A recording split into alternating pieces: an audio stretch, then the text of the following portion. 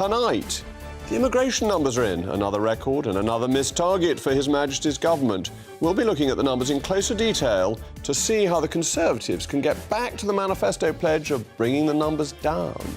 Speaking of immigration, Germany has entered a recession, and in case you haven't noticed it, it hasn't left the European Union. Perhaps all the Britain-bashing Romaniacs might like to go and live there if they think Brexit Britain is such a disaster, especially if they think immigration helps economic growth. After all, the Germans need all the help they can get. The King's sheep, they have been stolen, or rescued as the activists have claimed. Rescued from what exactly isn't entirely clear, but as you can see, the sheep look less than gruntled about the whole affair. We'll be discussing this with an animal rising activist. And the police officer who led Operation Midland is facing investigation and a gross misconduct charge for lying. Harvey Proctor, one of the many victims of the operation, joins me shortly. State of the Nation starts now.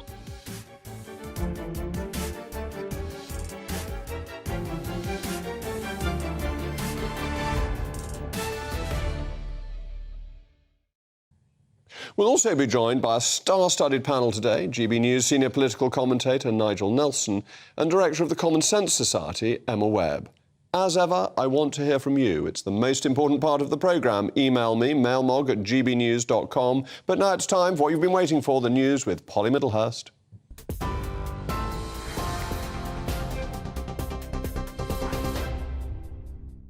Jacob, thank you. Good evening. Our top story tonight on GB News. A man has been arrested after he crashed a car into the gates of Downing Street this afternoon. Armed officers arrested the man on suspicion of criminal damage and dangerous driving. The incident is not being treated as terror-related.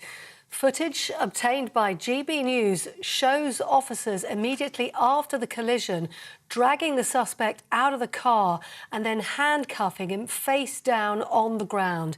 The area was immediately cordoned off, but Whitehall has now been reopened. There are no reports of any injuries. An eyewitness told us what he saw. Police were very quick to respond. Children ran away panicking. We ran over in excitement almost with the cameras. And it wasn't long before the police had him out of the vehicle face down. We were pointing tasers at him.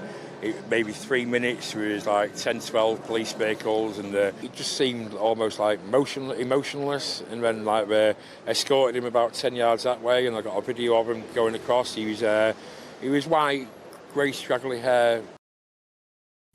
Meanwhile, in other news today, Number 10 has refused calls for Rishi Sunak to apologise, despite failing to reduce net migration numbers, which have now risen to record levels.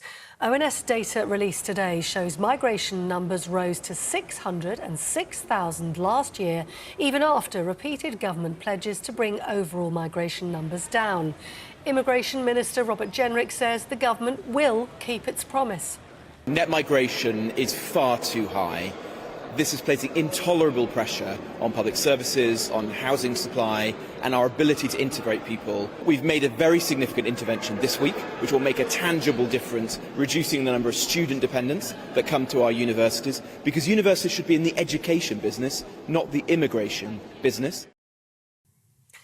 Rishi Sunak has today welcomed the reduction in the energy price cap, describing it as a major milestone towards his goal of halving inflation. Ofgem has announced the typical annual household energy bill will fall to a maximum of £2,074 a year from July. That's a drop of £426 annually. Ofgem says the first price drop in 18 months reflects recent falls in wholesale energy prices.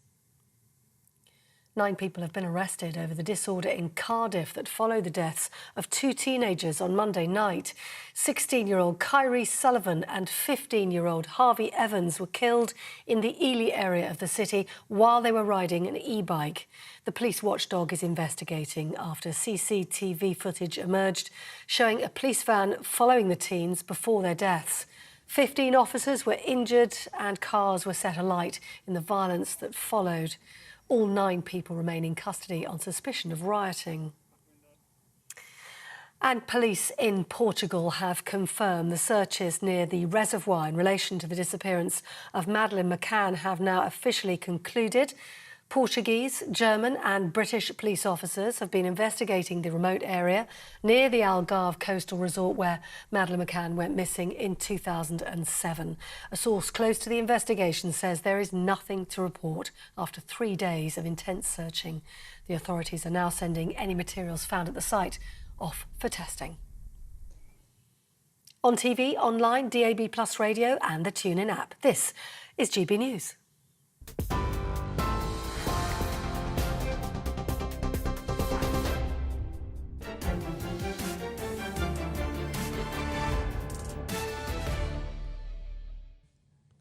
Just before we get into tonight's lead story, I wanted to take a moment to mention some earlier breaking news of a car crashing into the gates of Downing Street. A man was arrested on suspicion of dangerous driving and criminal damage. Luckily, no one was injured and the Met has now opened up the cordon closing off Whitehall to the public. But I'm now joined by a colleague of mine who survived one of the most recent attacks on the Palace of Westminster in 2017. Tobias Ellwood tried to save the life of PC Keith Palmer, who was murdered by the Islamist terrorist Khalid Massoud. Tobias, thank you for joining us this evening. This must obviously bring back memories for you of what happened a few years ago. Do you feel that security in and around Westminster and Whitehall is significantly improved since that time? Yeah, it does bring back memories. There's no doubt about it. I mean, firstly, it reminds us of the incredible bravery that every police officer goes through, unaware of as how their day may unfold. They put on the uniform, they say goodbye to their families, and they depart. And thankfully, today's events, there were no reports of any injuries, but it shows you what our police have to do in order to keep us safe. They go through well-rehearsed protocols to ensure Downing Street and number 10 and the surrounding areas of Westminster are safe. There have been vast changes, as you know. Going into Parliament itself, the security checks are very, very different indeed.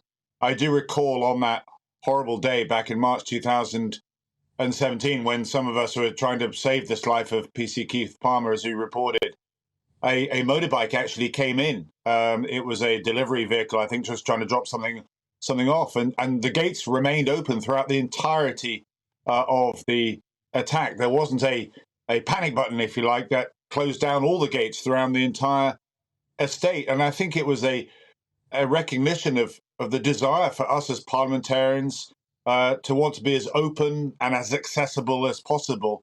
But today's attack and that horrible event back in March 2017 remind us that there are those that wish us harm, and we have to strike a very careful balance between having accessibility but being able to go about our work in a very safe environment. That must be right, getting that balance right, because one of the great glories of the British Constitution is that any constituent can come into the central lobby, fill out a green slip and ask to see his or her Member of Parliament. And that immediacy, that openness, is, I think, one of our democracy's great strengths. On the other hand, security has to make it a place that's safe for people to work in and ensures that incidents like today are dealt with very quickly and everything's closed down, as seems to have happened after the driver went into the barriers around Downing Street. Yes, absolutely right. I mean, we are fortunate to have what we call the mother of all parliaments, a symbol across the world of what democracy is about. You know, the Big Ben, Westminster Tower, the number 10 as well. But they're also very much functional buildings where parliamentarians, the executive, the legislative, absolutely operate. And so we do need to strike that balance. There's still much to learn about what happened today, the mental state of this driver, his nationality, the motive. Was it premeditated? Was he acting alone? Was this a big distraction in order to get the Prime Minister to move somewhere else? There's an awful lot of questions the police will be going to. It's worth also underlining, I think, the work that our intelligence services do as well, because one of the reasons why we are perhaps safer, arguably, than in other parts of the world is because we're able to thwart many of the attacks because of the incredible work that MI5, MI6 and GCHQ does in being able to intervene before these attacks actually are able to escalate or provide a threat themselves. Well, Tobias, thank you so much for your expertise and for your time. As the IRA once chillingly said, they only have to be lucky once, and the work done by our security services to keep us safe is perhaps the unsung virtue of the British state. Thank you. Net migration numbers are in, and they've broken yet another record, this time reaching 606,000. This is the number of people coming into the UK minus those leaving. So the gross number who came here last year was 1.2 million, and the number of people who left the UK was 557,000. These numbers are extraordinary and shocking, but the government can turn this around. One of the perks, advantages, benefits of leaving the EU means that we can take back control and we have clearer data on who is coming in and out of this country. And this makes it possible for the numbers to be reduced. So let's look at the detail. How bad is this net 606,000 figure? Well, first of all, 114,000 came from Ukraine and another 52,000 came from Hong Kong, which almost everyone accepts is a good thing to be doing and our duty. So these numbers are there, but they're not likely to continue. Assume that both Ukraine and Hong Kong settle down in the next few years. That would bring the net number down by 150,000 to 450,000. Those coming in on the study route, by and large, seem to leave, but we need to make sure that that happens. Interestingly, 121,000 came in 2019 and 153,000 left in 2012. So if they were doing a 3-year course, more left than came in. So if we could now freeze student numbers at their current level and stop dependence, net migration in the next couple of years would come down very sharply. So in 2018, we had 127,000 study route entrants. In 2022, it was 361,000. That leaves the growth in work visas, which went from 86,000 in 2018 to 235,000 in 2022. If we get back to the 2018 level, that would get us down to net migration in the tens of thousands, assuming the students leave and Hong Kong and Ukraine don't need to come. However, this requires tough action, and the government hasn't been taking that. It's largely scrapped the resident labour market test, which required employers to advertise a position in the UK first. And as Henry Hill of Conservative Home points out, the government has issued shortage occupation lists for roles such as architecture, engineering and scientists, which allow employers to pay less, to pay the immigrants 80% of the going rate. This just drives wages down. Instead, the market should be offering better wages, which will encourage more people domestically to train in such professions. Work visas do not help the economy. They force wages and productivity, crucially, down because you get cheap labour rather than investing in better productivity in mechanisation. Unfortunately, mass migration is based on an economic fallacy. Reducing migration ought to lead to growth in the national income per person so that each one of us, is better off. But of course, I want to know what you think. Mailmog at gbnews.com. And I'm now joined by Daniel Shaw, the former Home Affairs correspondent at the BBC.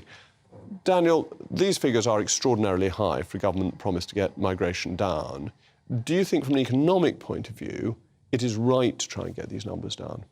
I think from an economic point of view, anyone would look at the numbers and say, I don't think those figures are sustainable because our public services can't cope with the numbers that we have at the moment. And that's quite clear, the pressures on housing, schools, hospitals, etc. And as you say, and I think you make a good point in terms of, in some sectors, the use of cheap foreign labour is driving wages down. That's not particularly desirable either. But I don't think we should focus on the overall number, the net figure, and I think your party is responsible for that. You were, a member of the. You're still a member of the Conservatives. I back the manifesto, yes. So I'm not trying to shy away. I'm not trying to disclaim. But I do think you need to take some responsibility because the target, net migration target, was in the 2010 manifesto, 2015 manifesto, 2017 manifesto. There was a sort of vaguer target in the 2019 manifesto. Suella Braverman still says she wants net migration to come to the tens of thousands. And I think the focus on that figure has driven policy in a way, and attention on that figure has driven policy in a way which has not been helpful. Because, as you rightly point out, if you have an influx of people coming in for humanitarian reasons from Ukraine, from Afghanistan and so on, which people accept is a good thing and a desirable thing, the right thing to do, obviously you may get net migration going up. But if you focus on that net figure, your policies become distorted because of that, and the focus becomes distorted. I completely agree with you, and I've always thought the electorate is pretty grown up and that it understands that events may make an election promise impossible. But the bits that are under our control seem to have spiralled so much. If you take the dependent route, I think that's gone from, for study, from 7,000 to 85,000 in about 3 years. That just seems to me a complete loss of control and is something that ought to be brought back under control. Well, I think Rishi Sunak has announced some measures this week to prevent dependence from most students coming in, apart from people doing research work at a postgraduate level. That clearly may make some impact. I don't know it'll have as big as an impact as people are expecting, but it will have an effect. But again, you were obviously part of the government that introduced that under Boris Johnson. That was introduced, I think, in around 2019. But there are some measures that can be taken. But I think the key thing is work. It cannot be right, and I think you pointed to this, that we're a wealthy country, a prosperous country. We've got an amazing education sector, yet we can't recruit vets from this country or architects or archaeologists. I mean, that is madness. It's ridiculous. Seriously wrong with the skills and training. I completely agree with you. We must become, our future must be a high-wage, high-skilled economy. And taking in people with skills at a discount to the market rate is not economically beneficial for the UK at all. It's actively harmful. So would you support Labour's policy then, which is to stop the 20% discount on wages? No, yes, I would. I mean, I think I would be in favour of putting up the level that you need to earn to come into this country. So this is a cross-party thing, because you're supporting something that Labour has proposed in the past couple of days, and we're agreeing on some things. We're agreeing on... That's right, because recognising that it is a problem. But do you think... You see this with social care, that people coming in for social care are earning £10.75 an hour, which is only a little bit above the minimum wage.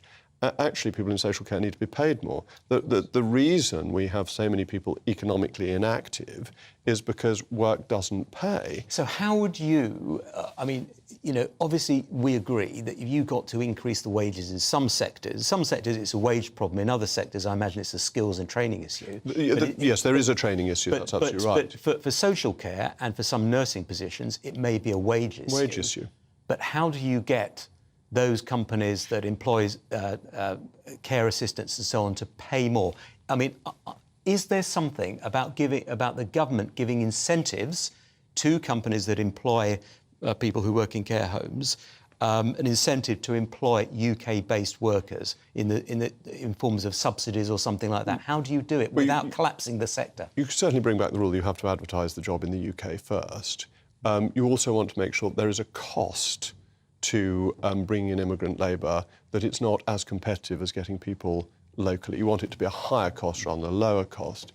But you also need to invest in mechanisation. I mean, you certainly see this with agriculture, that actually picking fruit on very low wages is not something this economy is going to make its living on. We're going to make our living in agriculture that's highly mechanised, highly industrialised.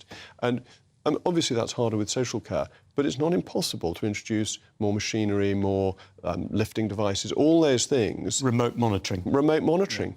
Yeah. And that's what we haven't done, because we haven't invested in capital, because it's been so easy to get cheap labour. And that seems to me to be the underlying long-term problem with productivity from mass migration. I agree with your diagnosis. I mean, my criticism would be, what has the government been doing for 13 years? I mean, well, and if you were a new government coming in after a year or two and saying, this is the diagnosis, this is what we must do, everyone would be behind you. But you've had 13 years and that hasn't happened. I'd say we'd only had 3 years, because actually as long as we were in the EU, we couldn't do anything about EU migration. But you could still attack the problems of lack of mechanisation in the British economy. But it was very hard to tell businesses to do that when they had a right to get lower-cost labour from the continent. So that changed 3 years ago. That has allowed us to do this, and I completely agree with you. That is what we should be doing. So we're going to have to finish on this excellent note of agreement. So thank you, Daniel. As always, I want to hear your thoughts. mailmog@gbnews.com. Coming up, our friends in Germany have entered a recession. But how is this possible? Britain's Remainiacs have had us believe it was only Brexit that could cause such economic damage. First and foremost, I am a GB News fan, and I was before I was working here. Just love the fact that we're asking the questions that a lot of establishment media won't ask. With a bit of a twist, we not only want to inform you, but we want to keep you entertained. It's worth the drive because you get in and the team's all ready and waiting, they're itching to go, and it's a proper little family. GB News is the People's Channel. It's the audience that makes the programme sing. We're giving our viewers and our listeners a voice. I see the thousands of your letters, tweets, emails, you name it, coming in. Britain is broken. How on earth did we get into this mess? But more importantly, how do we get out of it? The establishment had their chance. Now we're here to represent you. It's time for something different. It's time for GB News. I'm very patriotic. I believe in Britain. Our best days lie ahead. Britain's watching. Britain's watching. Join us here on GB News. The People's Channel. Britain's news channel.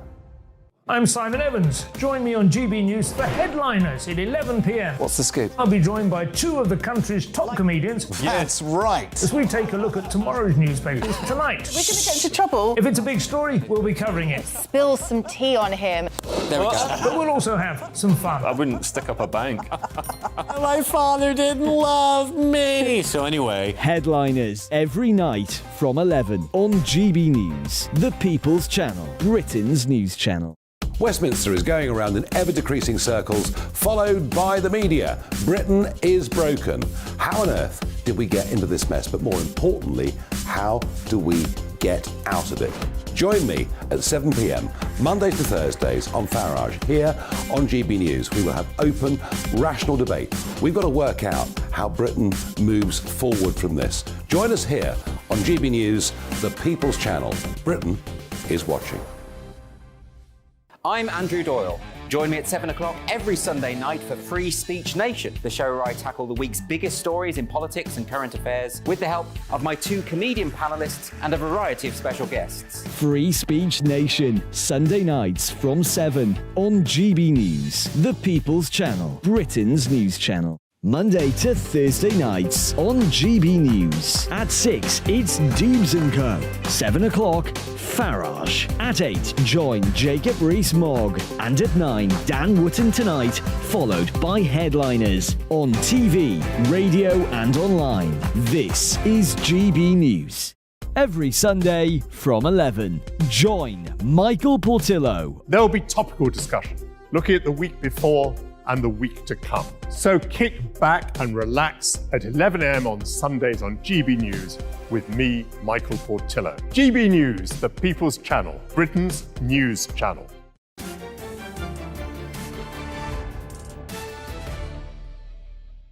Welcome back. I'm still Jacob Rees-Mogg, and this is State of the Nation. You've been getting in touch with your thoughts. Jill says, migration is good unless it's misused and abused. The British will not forgive the government for looking after foreign nationals before their own people. It's the British taxpayer who fund the government decision-making. And Gary, to me it's clear the Tories have misled their voters by promising reduced migration for the last 13 years. The question is, why have the Tories lied? Gary, you are a hard taskmaster. Anyway, it's been just over 3 years since a glorious day when the United Kingdom finally followed through with the referendum mandate and left the European Union. Sound of trumpets. But within less than 3 months, the entire world was shutting down owing to a global pandemic. Then, as we eventually eased our restrictions, after nearly 2 years, Russia invaded Ukraine. Europe's gas station invaded Europe's breadbasket. It was, and to some degree still is, the perfect storm for the Romaniac class. All the subsequent problems caused by broken supply chains and rocketing energy prices were blamed on Brexit, giving the Britain bashers a very false sense of vindication. But we are now told that Britain has it worse off than anywhere else because of Brexit. But is this true? Well, why don't we look at Europe's largest economy, Germany, for a point of comparison? Despite the IMF's doom and gloom, Britain's economy is growing, albeit slowly. But as we discussed on this programme, it left the IMF no choice but to flip-flop on its fallacious forecast. Meanwhile, as of today, the German economy has just ended a recession. This is on current figures, not forecasts. Whilst inflation in Germany is about 1% lower than in the UK, food inflation remains higher. Unemployment is also higher. But perhaps more surprisingly, German wages are falling faster in real terms than those in the UK. Another point the Romaniacs point to is our energy bills, which are among the highest in the world. This is nothing to do with Brexit, but how does this compare to Germany? Per kilowatt hour, Germans pay more than any other country in the world except the Danes. And why is this? Because of their over-reliance on green energy and the lunatic closure of their nuclear plants. And rather ironically, it's the Remainer class who want to see Britain ever more reliant on such expensive green energy. It was also the Remainer class who would have locked us down harder and for longer, which would have made the economic damage even worse. But I'm sure they would still have blamed Brexit, as they do even now. So, you may have noticed the word Schadenfreude popping up on your screens. We don't have a word for this in English, so we have to borrow a German word. It means being cheerful because your friend has stepped in a puddle, basically. It's an unworthy emotion, but one I'm afraid we all have experienced from time to time. With me to discuss this is my brilliant panel, GB News senior political commentator Nigel Nelson and the director of the Common Sense Society, Emma Webb. Emma, should we allow a little gloating and Schadenfreude, or should we actually encourage Germany to do well? I think that was a very kindly definition you gave there, stepping in a puddle, Schadenfreude. I would say that Germany's falling flat on its face. I think that the arguments that I often get asked as a Brexiteer, do I feel regretful about the Brexit vote? And I think, this is, yes, it is Schadenfreude to see that we have narrowly escaped a recession ourselves, and that Germany is clearly not doing so well economically. But this is not just about Brexit. This is also about, as you mentioned, the green energy policies that, of course, the left in this country would like to harangue us into going down that same route, the same as Germany have. And in doing so, they have shackled themselves to essentially to Putin, to a dictator, and left themselves extremely vulnerable. So I think that, if anything, Brexit vindicates itself. It's about the principle, not about the outcomes. We already know that we had a political class that did not want to deliver Brexit, and so it's no surprise, therefore, that perhaps we don't have the ideal situation currently. But I think that what we have got in this country is the ability to govern ourselves, the ability to make our own financial policies. This tanking of the German economy is going to affect the entire Eurozone. This is going to affect every other European country that signed up to using the euro. And so I think that we have been repeatedly vindicated in our decision to leave the European Union. And Nigel, the Remainiacs can't leave it alone, can they? There was an extraordinary piece in The Guardian, of all pieces, not the Somerset Guardian, which is excellent, but the Manchester Guardian, as was, saying that our exports of fruit have declined because of Brexit, whereas actually all it was the re-export of bananas and citrus fruits, which we don't grow in this country anyway. Completely bogus, but anything they can say against Brexit, they try and dredge up. Well, clearly Brexit is responsible for everything that's gone wrong. So what about Germany? They haven't left the European Union yet, have they? No, the whole thing, but I think that they're in a different situation there. Certainly it's their reliance on Russian gas. That is principally the reason that they have high inflation and why they're going into recession. But monetary policy in the ECB, as in the UK, as in the US, has had an absolute flood of money. And that's why you've got inflation in those countries which you haven't got in Switzerland or Japan. It's a monetary policy phenomenon. Yeah, OK, but if we're talking about Brexit and Brexit here, just going back to what Emma's been saying about Brexit, the reason that people voted for Brexit was for British sovereignty. It was the taking back control in that brilliant slogan that Dominic Cummings came up with. The point about it, which I think that the Brexiteers, like the two of you, ought to recognise, is that came with a cost. Now, I voted Remain on the basis that I didn't think it was a price worth paying. But we can see with little things happening that Brexit is costing us. Inflation is a classic. We had the report yesterday from the London School of Economics that suggested that 8% of food inflation is down to Brexit. Well, how come food inflation in Germany is higher than in the UK? How do you match these two together? I match those two together basically because of the energy problems there. Food needs energy to produce it. Food is a global market. Yes, and globally there is inflation. And German inflation is more than ours in food. Yes, and they haven't left the European Union. So no, that's right. But you're trying to attach everything to the EU and to Brexit. The situation in Germany is principally it's down to their reliance on Russian energy, and we weren't reliant on that. I mean, the last year we haven't taken anything from Russia at all. So that is the kind of the main reason for the difficulties therein at the moment. But it's not really linking this up with the EU or Brexit. That's the bit that I'm not quite getting the connection with. No, the connection that I'm trying to make is that actually what's going on in the UK is part of a global economic downturn, difficulties from Russian prices, energy prices, and from COVID. It's not, as all the Remainers want to say, because we've left the European Union, which is actually a very small part but Brexit of what's is part happened of economically. It. Brexit is part of that. It's not the main part, but it is a part of it. On principle, I think that any economic price to pay for Brexit was worth it because it gives us the ability to govern ourselves. And I think that that's something that you simply cannot place a value on. You can't put a price on that.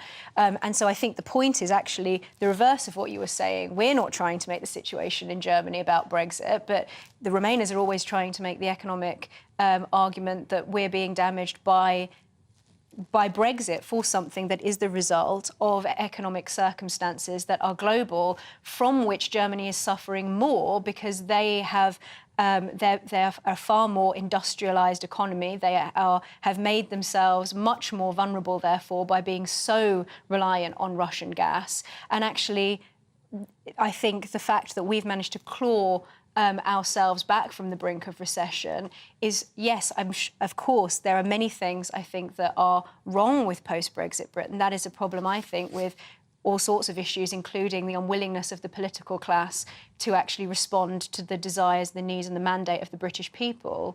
But ultimately, I think that, you know, the economic situation here, as you were saying yourself, Jacob, that is the result of a global phenomenon. It's nothing to do with Brexit. Well, we'll no doubt come back to this subject again, but thank you to my panel. Coming up, the King's sheep, His Majesty's sheep, have been stolen. But the alleged culprits claim it was a rescue. It's unclear what they were being rescued from at this time, but a member of the group involved joins me momentarily. Oh, and don't forget, I'll be translating Quis Custodiet Ipsos Custodes with Harvey Proctor. It's all about family, being in people's living rooms, all the interaction and getting to know who our viewers and listeners are. When I was young, my dad used to say, "No, stop arguing." I wanted an outlet that would enable me to give my opinion. People are going through a really hard time right now, and I know that you don't feel like you're being listened to by the establishment. I came to GB News because it's the People's Channel, and I want the audience to have their say on the events of the day. We're dynamic. We do something different. Democracy shows that the wisdom of the nation is in its people. I get to travel to find out what the story is from a personal perspective. The British people aren't fools. We know when we're not being told the full story. We've got to work out how Britain moves forward from this. It's the best country in the world. The establishment had their chance. Now we're here to represent your views. Britain's watching. Britain's watching. Britain's watching. We're proud to be GB News. The People's Channel. Britain's news channel. Join me, Patrick Christie's, Monday to Friday, 3 till 6. We tackle the day's news agenda like you've never seen before. It's high tempo, high octane, the most controversial topics, and the best guests. You will not be able to take your eyes and ears off it. I'm not afraid to ask the questions that you really want answered. 3 till 6 p.m, Monday to Friday on GB News, the People's Channel, Britain's news channel. Join us every night on GB News at 11 p.m. for Headliners, which is 3 top comedians going through the next day's news stories, which is exactly what you need, because when the establishment has gone crazy, you need some craziness to make sense of it. So join us 11 p.m. every night on GB News, the People's Channel, Britain's news channel. Join me, Camilla Tominey, on Sunday mornings from 9:30, taking the politicians to task and breaking out of SW1 to see how their decisions are affecting you across the UK. Bursting the Westminster bubble every Sunday morning, only on GB News, the People's Channel. Britain's watching.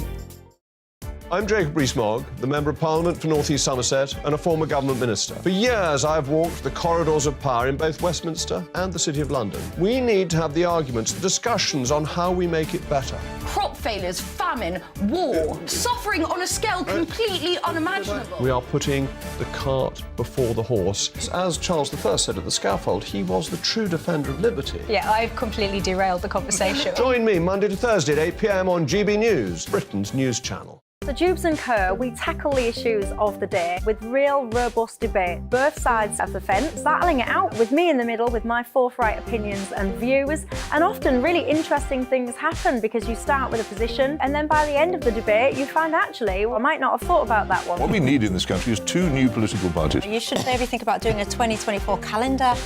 I'm Michelle Dewberry and I'm keeping you company right through until 7 o'clock this evening. GB News, the People's Channel, Britain's watching.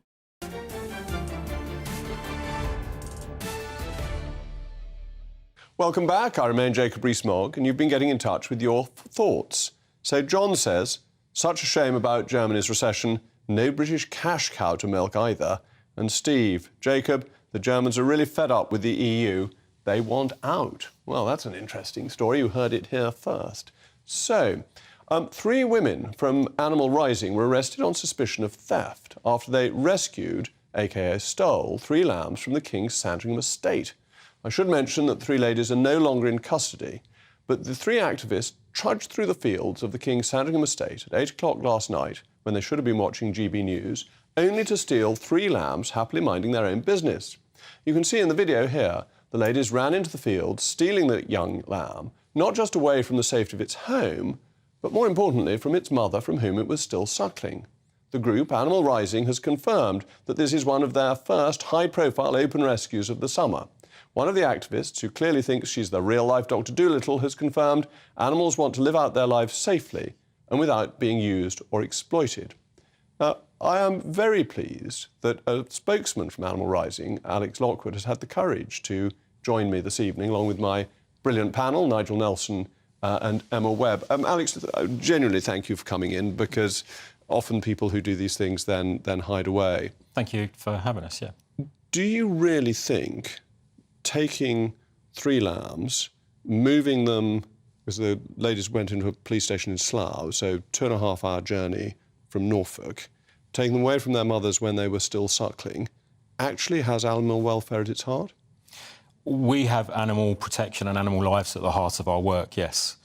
We believe that what we're doing here is shining a light on our broken relationship with animals and nature. You say about taking these animals away from their mothers. These 3 animals, Sooty, Sammy and Sonny, incredible personalities, all very different. Each and every one of them and every lamb in that field would be taken away from their mother and killed and sent to slaughter. But not yet. At the moment, they were still suckling. So how did you feed them in the times they were away from their mothers? Those animals have now been taken to live out their full lives, not just 3% of their lives, at sanctuary. Because they were still suckling. So how are they suckling now? They'll be at a safe sanctuary being looked after. And they'll get to live by the sanctuary carers. Yes, but the technicalities of this are really important, because sheep suckle, lambs suckle from their mother. Other sheep won't usually take them. So what's happened to the feeding? What happened to the feeding whilst these ladies were driving quarter way across the country? They were being fed and very well looked after. I mean, but not by their mothers, who they've been taken away from.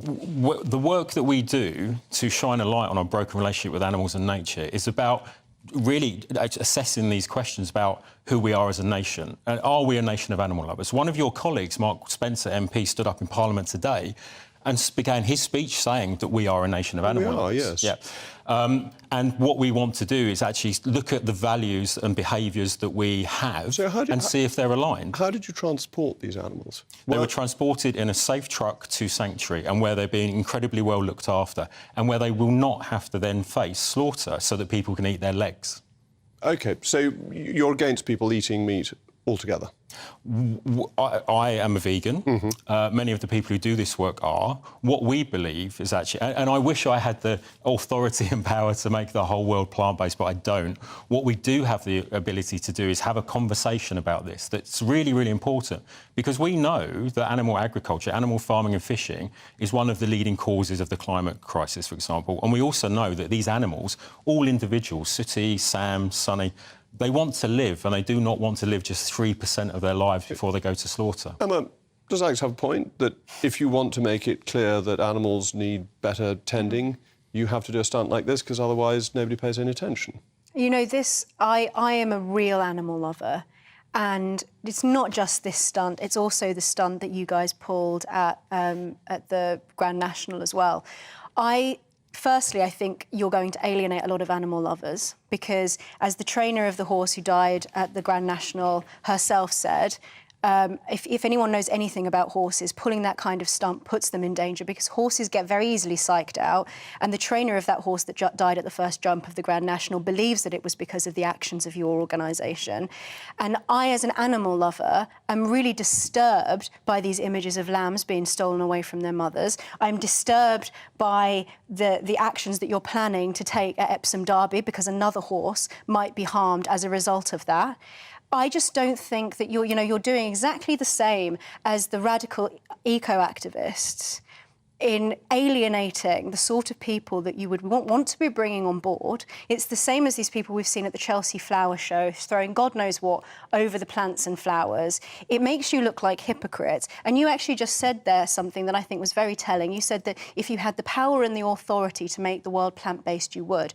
I think that this is all about power. These stunts are about power. They're not truly about animal welfare. Otherwise, you would be considering the welfare of those animals that you are using. You said you don't want these animals to be instrumentalised. You are using these animals as part of your stunt. And that's right, Nigel. I will come back to you, but the animals are being used as a prop, and their welfare is incidental as they're taken halfway across. Yeah, I just think the tactics are wrong. I mean, I'm not against the principles that you're trying to argue for, but I'd rather see you arguing it than stealing sheep. I mean, Emma just mentioned the Chelsea Flower Show as another example of a protest where the cause is laudable, but the tactics, once again, are wrong because they just upset people.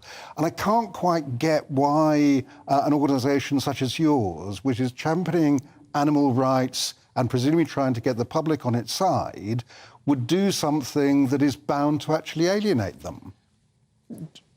After the Grand National action, 52% of this country came out and said the Grand National is cruel, and that was an increase on previous. The horse that died, Hill 16, had been ill in previous races. It had only just recently been operated upon. A horse dies every other day in horse racing. Like, it was nothing to do with us. The horse that died at the first fence was very much like the same horse that died in 2019 at the first fence of the Grand National.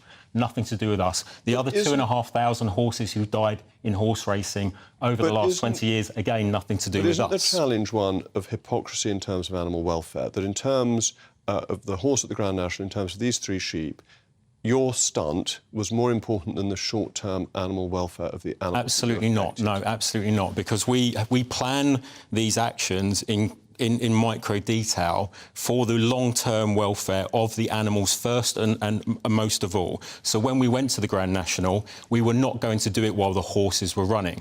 And these sheep now get to live out their lives, and they were incredibly well cared for all the way through. What we're trying to say here is that actually we're not interested in animal welfare. What we're interested in is changing the status of animals in our society. Right now, animals have the same status in our society as that table. And if you owned that table and you wanted to chop it up and feed it into the fire, you could. And that's what people do with these lambs, these baby lambs. There are rules on animal cruelty. Yes, there are, but we're not interested in welfare. What we're interested in is having this big national conversation about the way that we relate to animals in the natural world. I think what you do is criminal and dangerous, but I'm really glad you've come on to defend it, because I think that's what free speech is about. And I will admit, I do keep 2 sheep myself that live exactly as you would like, quietly. Careful, you might lose them. No, they won't take them because they're living out their life. There's no way I'm going to eat them. They're basically pets. Anyway, thank you to my panel and Alex. A Norfolk police spokesman said Norfolk police are investigating reports 3 lambs were stolen for a farm. They make this so boring, and it's a really exciting story. In a farm in West Newton, Norfolk, it's the King's Farm. 3 women aged in their 20s and 30s voluntarily attended a police station in Slough, such an odd place to go, and were arrested on suspicion of theft. They have not been charged. After the break, we'll be doing some Latin construe of Juvenal with Harvey Proctor. And don't forget, good news over in God's Own County. And no, Rado, I'm not talking about Yorkshire.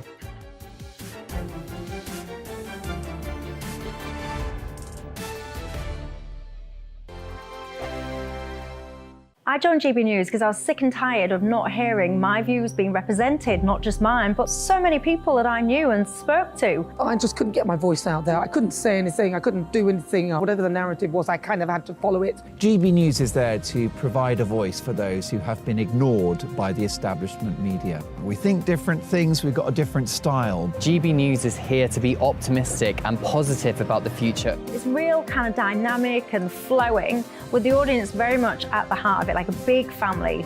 Here at GB News, we talk about the things that matter to you. Hearing the voices from right across our towns and cities, especially our towns. All sides of the argument represented with a heavy dose of opinion. We're on a mission here to make a difference. And the GB News family really is here for you, and whatever time of day you can watch or listen. Britain's watching. Britain's watching.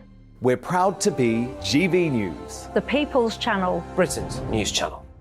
I'm Mark White. As GB News Home and Security Editor, I cover those key issues that are so important to you. Our authorities, our communities doing all they can to combat violent crime. With the public services under unbearable strain, why are we still failing to control our borders? Defence, the first priority of any government, has been continually hollowed out. Can we trust our politicians to protect the armed forces? Join me, Mark White, on GB News.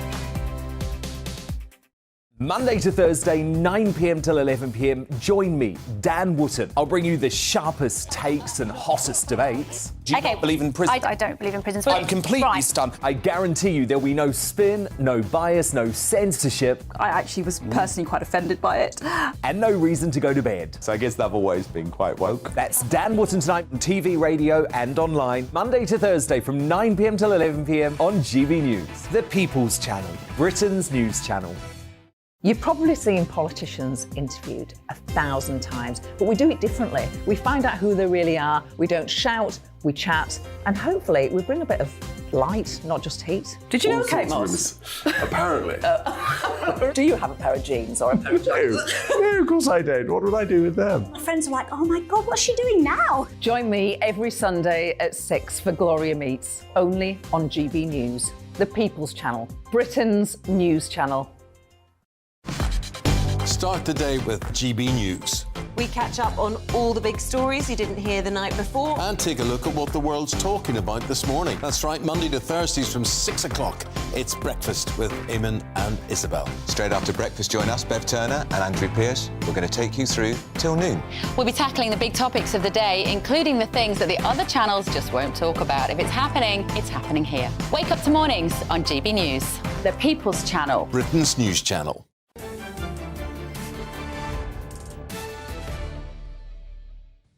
Welcome back. As you all know, Quis custodiet ipsos custodes is from one of Juvenal's satires and means who guards the guards themselves. On this occasion, it's the police watchdog, the IOPC, which has ruled that a former Met officer, Steve Rodhouse, who was recently promoted to head of operations at the National Crime Agency, should face a disciplinary board over allegations that he lied at the conclusion of Operation Midland. He is the first officer to face disciplinary proceedings over Operation Midland, the criminal investigation in response to false allegations of historic child abuse made by Carl Beach, who is now serving 18 years in prison. Two men with criminal records came forward to support the lies of Carl, quote, Nick Beach. The allegations against the officer centre on a statement issued by the Met in March 2016, in which he said officers have not found evidence to prove that they were knowingly misled by a complainant. This is really serious. People of the greatest distinction had their lives turned over by false allegations, which the Met then carried on insisting had been made properly. I'm very glad to have with me this evening Harvey Proctor, who was one of the people most affected by these allegations, along with Field Marshal Lord Bramall and the late Lord Britton, whose widow had to endure her house being searched by the police in response to false allegations. Harvey, thank you so much for coming in. Where are we on this investigation? What has the IOPC come up with? What do we know has happened so far? Good evening to you and good evening to your viewers. This has taken a long time, 7 years, to try to gain at least one senior police officer to be responsible for what happened in Operation Midland. Steve Rodhouse was the gold commander of Operation Midland, and you've gone over what the IOPC says he has done in terms of gross misconduct, and there will be a hearing in due course, most probably. I'm pleased about that, but first of all, I should say, innocent until proven guilty. a courtesy that the police did not give me and my colleagues. Yes. But we must give to Mr. Rodhouse, as he's not here to defend himself. So we can talk about the issue, but we have to assume that he's innocent until proved guilty, as much as you ought to have been. I have just said that. Yes. You have just repeated what I've just said. Yeah. And so the report so far has established that the Operation Midland was the responsibility of the Metropolitan Police, that it made mistakes and is now trying to hold somebody accountable for that. Is that basically the point? Well, again, I believe the Metropolitan Police Force have engaged in an institutional cover-up to stop the errors, particularly by senior officers in 2014, 15 and 16, seeing the light of day. And that is also what I've been trying to resurrect. Remember, nobody in the police, nobody, if I may say so, in the House of Commons, has tried to get senior police officers for the Met held responsible for these matters. And people ought to be accountable for the actions that they take in senior positions. Very rarely are senior police officers. Recently, we've had a splurge of commissioners coming on television from the Met saying this junior officer or that junior officer has been held accountable. Let us see what the present commissioner says about this particular inquiry. So it's a new commissioner. This is the third commissioner in relation to Operation Midland, I think it's right to say. Do you think there will be a different view with this new commissioner? Have you any evidence of that? Have you any indication that he takes a different view? The evidence is that 6 months ago or thereabouts, I asked him for a meeting. He declined. On what grounds? On the grounds that the IOPC were investigating Mr. Rodhouse and the Met for not investigating witness A and B. You're right that Carl Beach was eventually, not by the Met, but by Northumbria Police, investigated and then prosecuted and found guilty of several charges of perverting the course of justice, and as you say, now serves 18 years in prison. But the Met didn't do that. The Met did not want to investigate Beach or witness A or witness B. Why? Because they were their star witnesses and they were afraid of what would come out. That is why they've engaged in a cover-up. So what is the cover-up over A and B that the Met is carrying out, in your view? Well, it's been going on for some time. Every time I've complained, the Metropolitan Police have either pushed my complaints away. But what's the purpose of the cover-up? Because now Beach has gone to prison. Everyone knows that Midland was false, that the allegations were false. Why should they be protecting A and B? What could be the motive for that? Because they know that they should have investigated and led to a prosecution of A and B in March 2016 at the end of Operation Midland. Instead, the Metropolitan Police put out statements saying they were not knowingly misled. The report, and I show it for the first time on the media, here is the report Operation Timeless by the IOPC, 70 pages investigating my complaint. And I'm pleased that the IOPC have at last investigated these matters and have concluded with me that further action needs to be taken against a senior police officer, and that will come about. Now, can I say, I am not wanting this for any reason of revenge. The reason why I want this is to make sure it doesn't happen again.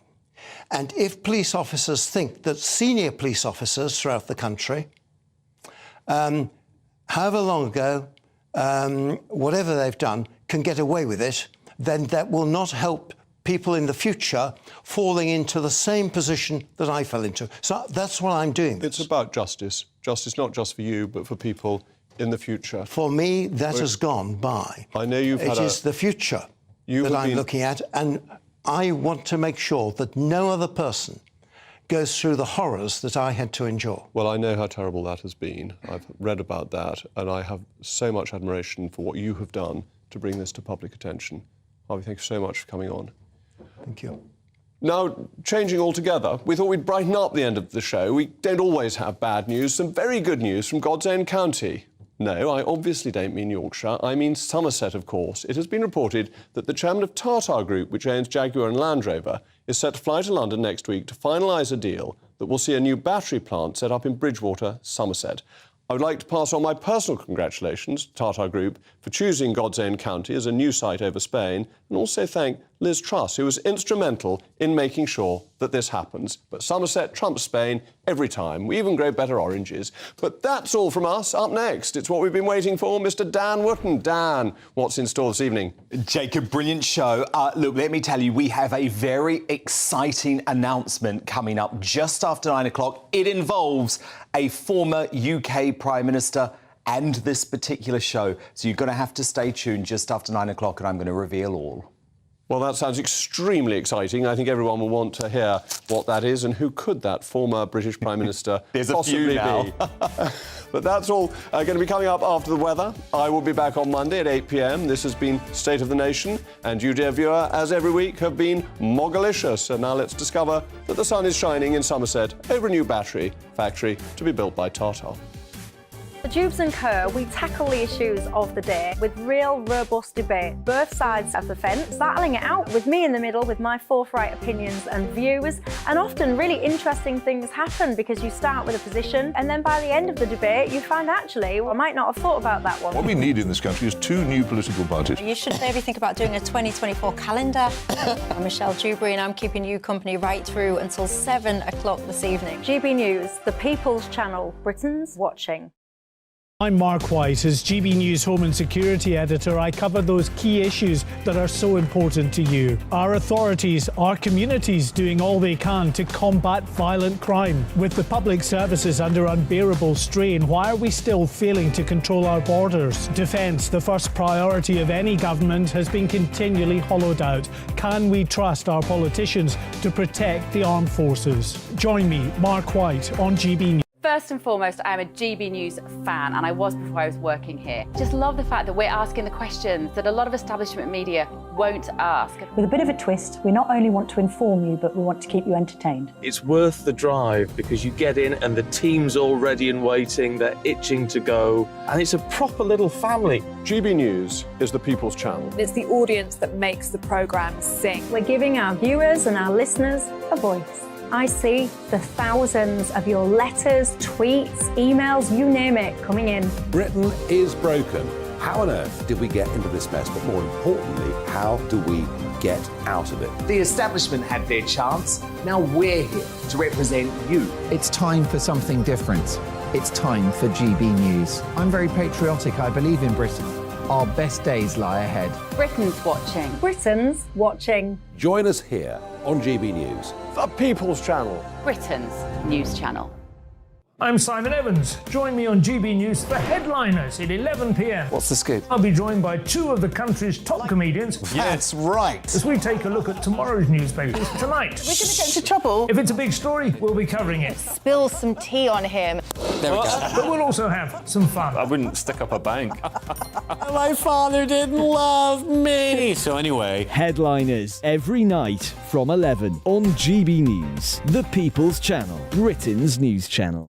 Westminster is going around in ever-decreasing circles, followed by the media. Britain is broken. How on earth did we get into this mess? But more importantly, how do we get out of it? Join me at 7 p.m, Mondays to Thursdays on Farage, here